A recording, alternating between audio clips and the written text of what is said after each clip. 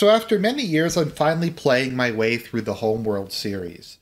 And I decided to play it in chronological order because the first game chronologically, Deserts of Carrick, is actually the one that came out the most recently. And I figured it might introduce me to some of the mechanics with whatever the modern UI and other improvements have been made in the meantime. So I played Deserts of Carrick, and there's a review of that up, and I quite enjoyed the game. I thought it was really good. The atmosphere was good. The music was good. The story was good. My only real complaint is that it was too short. But I enjoyed it a lot, and I looked it up and I found, oh, there's a remastered edition of the original two Homeworld games. I was like, okay, that's nice. That means I don't have to fiddle around with emulators or virtual machines or try to play the game in really low res. I looked at the images and I'm like, wow, this looks really good in remastered in HD, especially for a game that came out in 1999. I mean, if you compare this to something like Tiberian Sun, which is one of my all-time favorite games, this kind of blows it out of the water. And honestly, with the HD textures, it still looks pretty good even for today. It's definitely comparable to something like Sins of a Solar Empire that came out 10 years later. But I saw that, I'm like, you know what, I'll give this game a try. How bad can it be? How hard can it be? I was a little nervous just because the difficulty of some RTSs like Dune 2000 from that time period are just too hard for me. And I heard this game was famous for its adaptive difficulty and stuff like that. But I figured, let's just give it a shot. So I fired it up, and immediately I was very impressed. The interface for the time period was really good. I don't know how much it's been updated for the remastered version, but the performance is great, the graphics are great, music's great. It gives me more of an appreciation for Deserts of Carrick, because I think it's a very similar game in terms of tone, story, music, all that kind of stuff. Tonally, it kind of feels like a mixture of Battlestar Galactica, David Lynch's Dune, and 2001: A Space Odyssey, where I'd say Deserts of Carrick kind of trades the 2001: A Space Odyssey thing for more of an Apocalypse Now vibe. But overall, I really like it.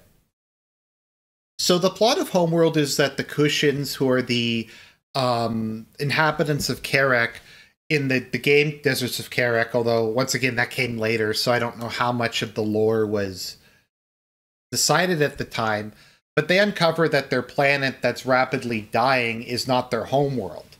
Their homeworld is actually on the other side of the galaxy, and that they were actually a people who came there after being exiled from their original planet, although they don't really know that at the time. But they find out in Deserts of Carrick that their planet's dying, that they originally came from elsewhere, and they use the technology they find at their old ships to build a mothership capable of warp travel and put a bunch of colonists into cryostasis, with the idea being that they're going to go find where Higara is and recolonize their own homeworld. However, the creation of the mothership draws the attention of the Titan Empire, who were the ones that initially exiled them, and they show up and destroy Carrick and kill everybody. So the Cushions are left to just a couple 100,000 people, and they really have nowhere else to go because their only planet's been devastated. So the entirety of the game is you making your way across the galaxy back to Higara after thousands of years of exile and reclaiming your birthright. And in this process, you're very much the underdog. You're facing a vastly superior enemy, and you have to try to win local battles and then run to the next location. So that's cool. There's often a lot of twists that happen in the missions. It kind of feels a bit like you're playing Star Trek or some kind of episodic thing. Like the Bentazi, this like ancient race will show up and periodically help you, or they'll be tied in rebels, or just something else will go on. And it is a very impressive, complex, well done, well voice acted story, especially once again for 1999. And while I'd say it's about as long as Deserts of Carrick, maybe a little bit shorter, the fact that this is like 20 years older makes it a lot more excusable. This is actually a pretty good length of a campaign for the 90s. In terms of a scripted campaign, not something that's just procedurally generated and goes on basically forever. So graphics look good, music's good, voice acting's good, story's good, atmosphere's good. What about the gameplay? Because if you're going to play an RTS, that's the thing that kind of makes or breaks it. Is the gameplay good? The gameplay is unfortunately, in my opinion, a bit of a mixed bag. On one hand, I do like the variety of different ships. I like how you have to build fleets with like good composition. There's a slower pace to this game, which in itself is not a bad idea, because you have to be more strategic than a lot of real-time strategy games, because your fleet can get out of position. The biggest problem with Homeworld... Okay, so I have two major problems with Homeworld. The first one is they make a big deal, and this game is kind of famous for having a Y-axis, for this being like a completely 3D space game. I find it really doesn't add anything into the game. Ironically enough, despite taking place on the ground, Deserts of Karak, I think, does a lot more with it, because the hills and terrain provide cover. They also provide a damage bonus if you're above. And so I think it is a lot more important. Here, I just find it very obnoxious, very disorienting. I don't find the camera fully does what it needs to do in order to get it. It took me like a lot of the game to figure out how to even get ships to go up and down. And in most cases, it's not really important to be able to do that. You just kind of get lucky and run into an enemy fleet. And it makes scouting just take a lot longer because there's so much more area you have to cover. And it's just a pain. There's no automated scouting in this game, which would have made it a lot easier, because then you'd at least have some kind of idea where the enemy is.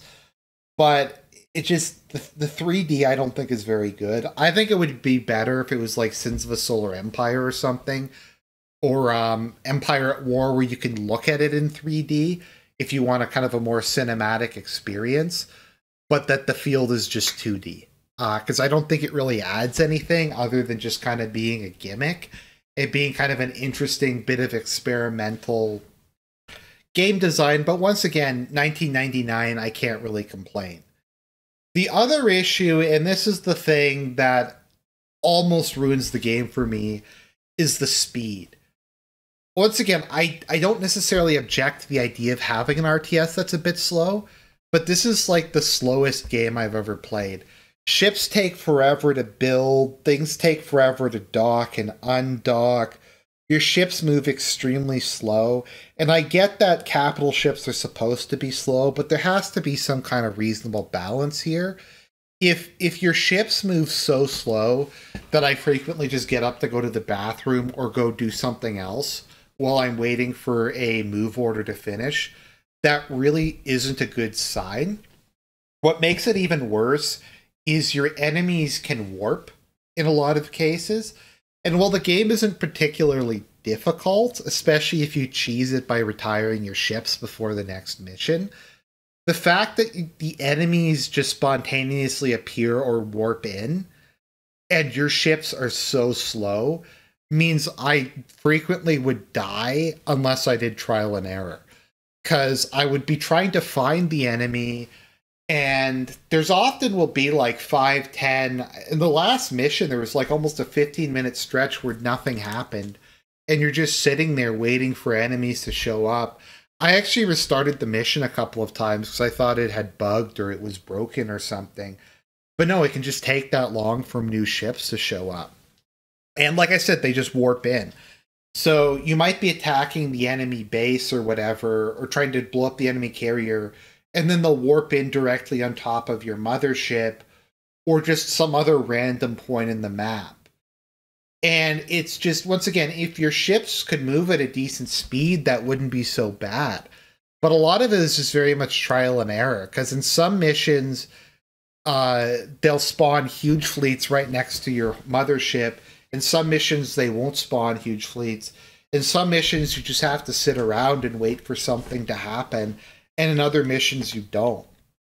And if you make a mistake and a bunch of your ships get destroyed, get ready to wait like 20 minutes for your to rebuild your fleet. And once again, I get that they want to make it a little slower and more tactical, but this game has no speed setting, and it's rough. Okay, it's rough. It makes me, like I said, I had to get up and leave or alt tab out and come back 10 minutes later when I was playing this game.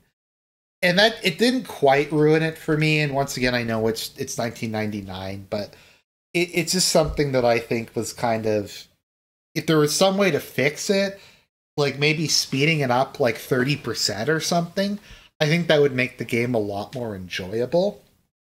But when the majority of the time I spend in the campaign is just sitting around waiting for something to happen, I just don't think that makes the best experience. So the combination of the pacing problems with the 3D perspective that makes it just overly complex and makes the map overly big, like I said, just means that this game takes about 4 or 5 times as long to do a mission as it really should. Although certain missions only last about like 10 minutes or something. My other complaint is I think the resource system in this game sucks. Particularly because your resource ships move so slow.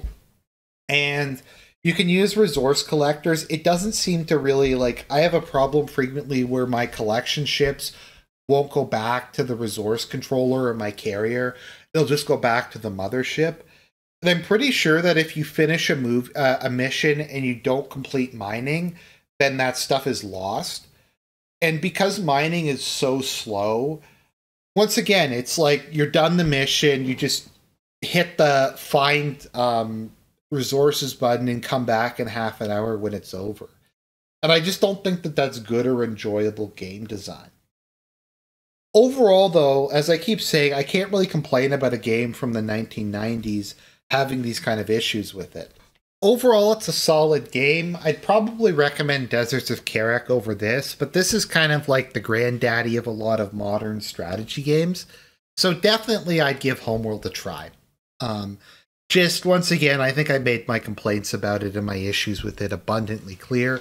So maybe have a book or something. Maybe study the Bible while you're waiting for your ships to build or for them to reach the other side of the map. Overall, good game though. Gets a solid pass from me. Definitely give it a try.